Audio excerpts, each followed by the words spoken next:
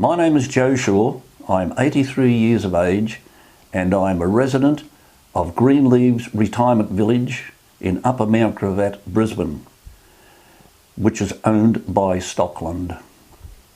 I have resided here for 8 years very happily, and we have had a very good manager and also a very good maintenance man and gardener.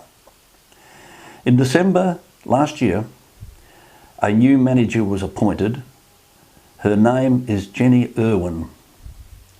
Immediately, she began getting her husband to do various pieces of work that were not permissible under the Work Health and Safety Act. The maintenance man, named Kevin Christian, kindly offered to help and say, look, you can't do this, this is my job, you are not obeying the rules of work health and safety and you could get into trouble.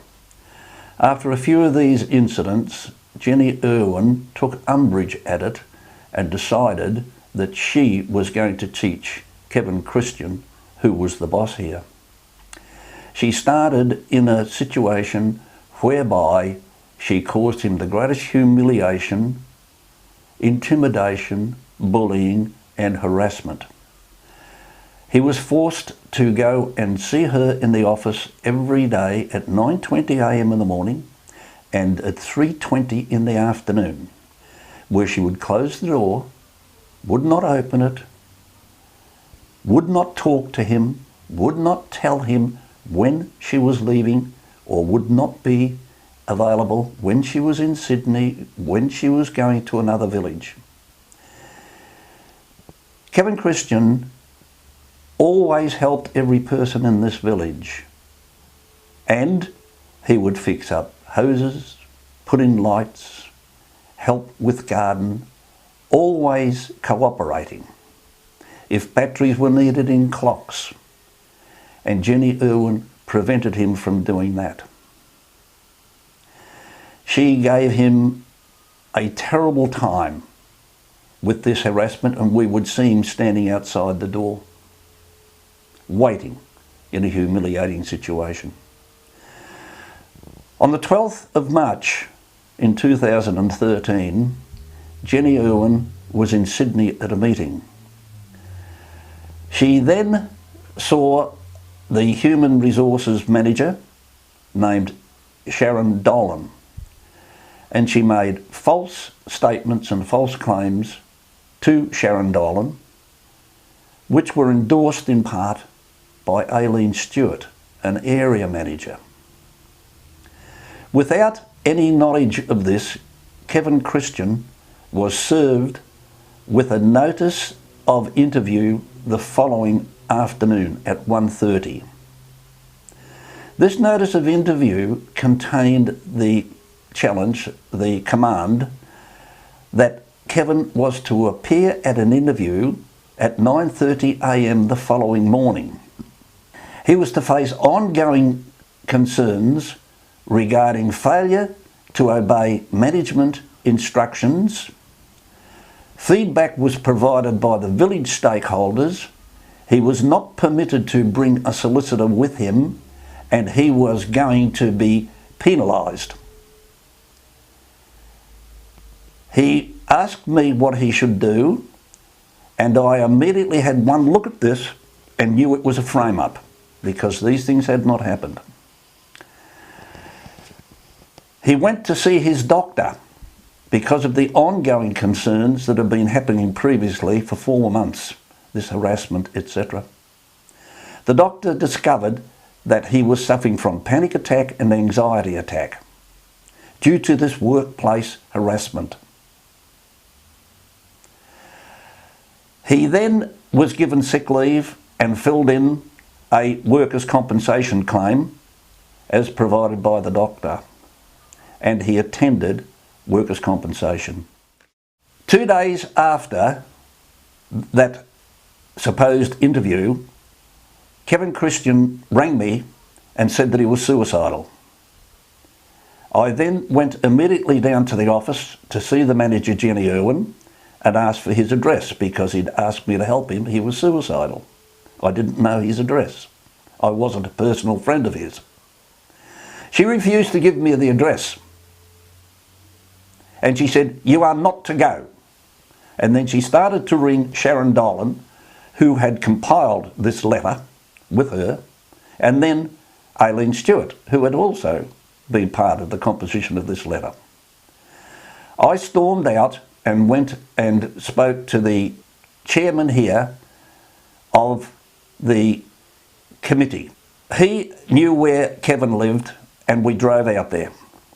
The ambulance arrived and then we took him to his doctor. His doctor then referred him to the psychiatrist and we took him to the intake psychiatrist at Logan Hospital. From that intake, the psychiatrist said, "We won't place him in hospital providing he's under care." So I rang his wife, Sharon, and from that, she came home from school and she took the next week off from school to look after Kevin Christian. From that, Stockland then decided that they were going to challenge the workers' compensation claim. They then issued Kevin with an employee notice, which is absolutely a waste of time, and the idea is to waste time with it. An employee grievance notice. This was a management decision, I told Sharon Dolan. She then agreed, and then she told me that she wouldn't respond to questions that I'd asked her because it was in the hands of work cover. I rang work cover, nothing to do with it. She was able to answer questions. I went back to Sharon Dolan, so you have to answer these questions. You are supposed to be concerned about Kevin. She then answered, I selected a few of the questions and not very well. In the meantime, workers' compensation had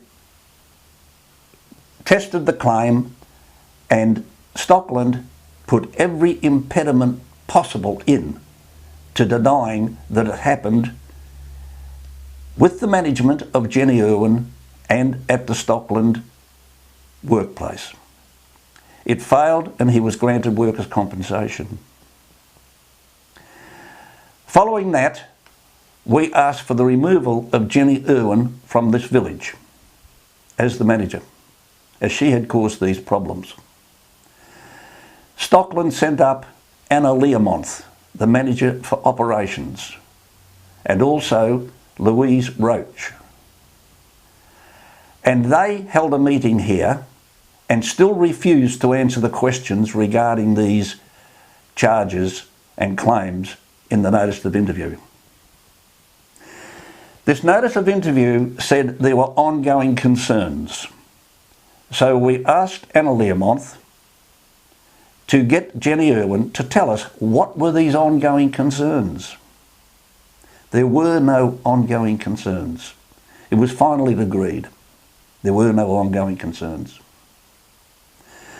These concerns were allegedly about not obeying reasonable management instructions. They could not name one, not even one, disobeyance of one reasonable management instruction. It was all a frame-up. It was a setup. The next point was that there were varying stakeholders in the village who had made the complaints. There was not one varying stakeholder in the village who had made any complaints. The final one was that there was to be no solicitor present. And Anna Learmonth said that was company policy. It is not the law. He is entitled to natural justice. They then decided that disciplinary action would be taken against him. Now, here we are having Kevin Christian on all of these trumped up charges by the manager Jenny Irwin with the Manager of Operations Australia and the Manager of Human Resources Australia coming up from Sydney to Defender and still refusing to answer any of these questions. The matter is now referred to Workplace Health and Safety because Work Cover have decided that Stockland are guilty under Section 31 and 32 of the Workplace Health and Safety Act. Under Section 31B, it states quite categorically, any person without reasonable excuse causes a serious illness to an employee is guilty under Section 31B of the Work Health and Safety Act. The penalties imposed will cost Stockland $3 million if this is proved. It will also mean that the perpetrators of this injustice, that is, that Jenny Irwin, Sharon Dolan and Aileen Stewart face criminal charges of up to 5 years in prison if charged and found guilty of these offences. Stockland, to protect themselves, then reinstated or put back in place the same Jenny Irwin as the manager in this village. The matter is now with the Workplace Health and Safety assessors to assess all of the evidence, and if they think that evidence is concrete, which it is, there's no doubt about it, then they will proceed to refer to the lawyers who in turn will, if proved, take Stockland and these 3 women to court. This is a national disgrace. Stockland are responsible for it, but they're a multi-billion-dollar company and they are fighting an innocent victim who is now under psychiatric care, and yet this woman, Jenny Irwin, is in control of this village. A vote was held to remove her, 38-8 in favour of removing her, and still Stockland refused to move her. Stockland have a record history here in these villages, and they are the biggest village owner in Australia. Just recently, 2 years ago actually, they took $38,000 of our money. They weren't entitled to it, but they kept moving it from account to account to account, and we rejected it until they just took the $38,000 out of our accounts. I challenged that and took it up with them, and we had that money refunded. But there's a lot worse, believe you me.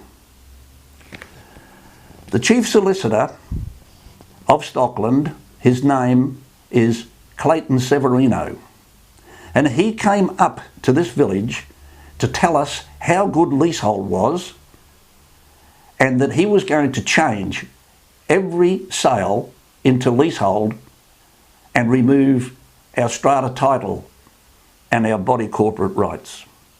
And he sat there in front of over 100 of the Greenleys village residents with their families and said that he was doing us a favour. This is how this thing worked. Any new resident coming into the village would receive a leasehold, but they weren't told that. They weren't informed that strata title was available. The person selling the unit was happy to sell it for the $350,000 or whatever the price was, but Stockland paid the $350,000 that day. Exactly the same day, they signed a leasehold to the intending purchaser, who paid Stockland $350,000.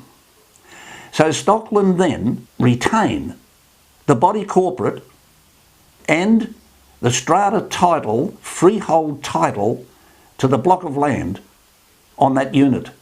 About 7 units are sold a year. So in 49 or 50 odd units are sold in 7 years. They own half of the village. In 15 years, Stockland would own the freehold strata title of every unit in this village without paying a single cent and transferring it over to leasehold. I reported Clayton Severino and Stockland to the Legal Services Commission in New South Wales and asked for the removal of his licence to practice as a solicitor, and it was suddenly withdrawn. Now let us get on to the exit fees. The exit fees for Stockland, 10 years ago, you paid 25% of the purchase price. So the purchase price at that stage was $135,000 to $150,000 for a 2-bedroom unit. So you paid on exit, whenever you exited, 10 years or 15, 20 years later, you paid 25% of $150,000. And you have to refurbish. So all in all, you can say if they had it 10 to 20 years ago, they would pay today $70,000 exit fees. The fees on the incoming residents now, when they pay, are over $200,000. This does not leave the resident exiting sufficient money to buy into full-time care. Stockland charge 35%, not on the purchase price, but on the sale price. So if the sale price is $350,000, they take 50% of the capital gain, which is $100,000, plus 35% of the selling price, another $122,000, plus $24,000 for refurbishment. And that purchaser would not have sufficient money left to buy into full-time care. Now remember, on top of all of that, Stockland stole our $38,000, which I had recovered, and tried to steal our strata title freehold and body corporate rights and replace it with leasehold, all the while telling us that it was a good deal. Now that we have this latest scandal in Stockland, everyone in every Stockland village, and there are 62 of them, should receive a copy of the link of this video so that they can take the matter up with Stockland. This is a national disgrace. Thank you for listening.